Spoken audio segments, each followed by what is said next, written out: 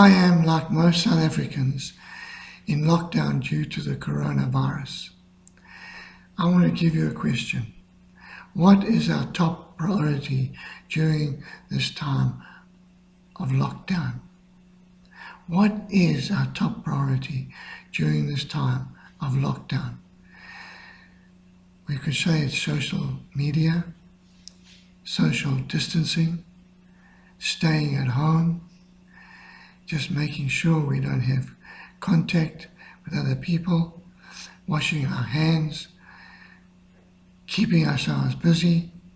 Now all these things are noble, but they're not our top priority. What is our top priority during lockdown? Now there's one thing that coronavirus has brought to our attention, and that is the thing that is emphasized more than anything else. It's what coronavirus is all about, and that is death. Death. We get up in the morning and we look to see how many deaths have taken place in the last 24 hours. How many deaths are there due to the coronavirus? We look at South Africa, we look at the world, we look at America, we look at Europe, we look at Russia, and then we look at the world. And as we look at the world, we see how many people have died. And every day there's so many deaths. Death, death, death. Even in our own lives, death has been brought into our homes. The news is just all about death.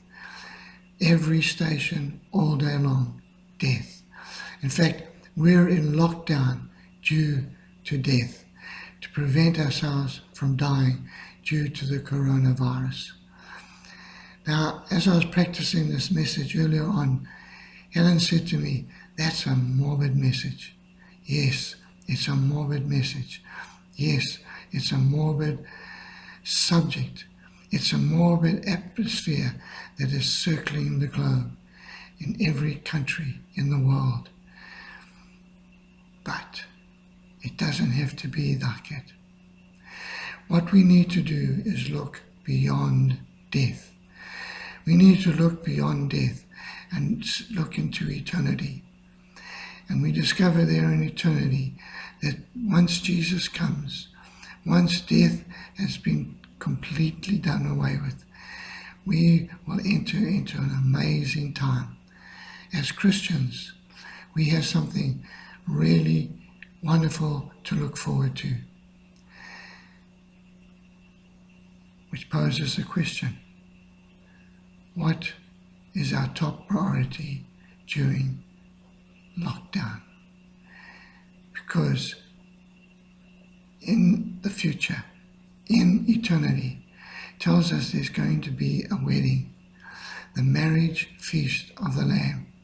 Now we know the bridegroom is Jesus, and we know his bride is the church. And so we can look forward to having the wedding in eternity. But Jesus spoke to us about a wedding, and he told us in a parable that the groom chooses what time he arrives for the wedding. And so everyone has to be ready, waiting for the groom to come. And he can come suddenly, unexpectedly. And when he does, the bride has to be ready. And in the Revelation chapter 19, it tells us about the marriage feast of the Lamb. And it tells us in verse 7, "And his bride has made herself ready." Now you notice that it's in the past tense. Has made herself ready.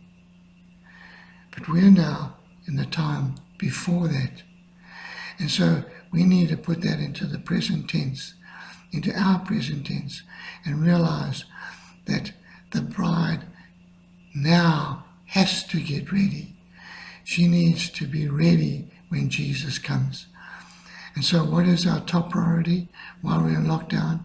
To be ready when Jesus comes. First of all, we get ready by being born again. And if you've never been born again, I'd like to encourage you to be born again today. But after that, what must we do to be ready? Well, the Bible tells us there in Revelation 19 and verse 8 that we'll be wearing a garment given to us by Jesus. And that garment is the righteous acts of the saints. It's our righteous acts.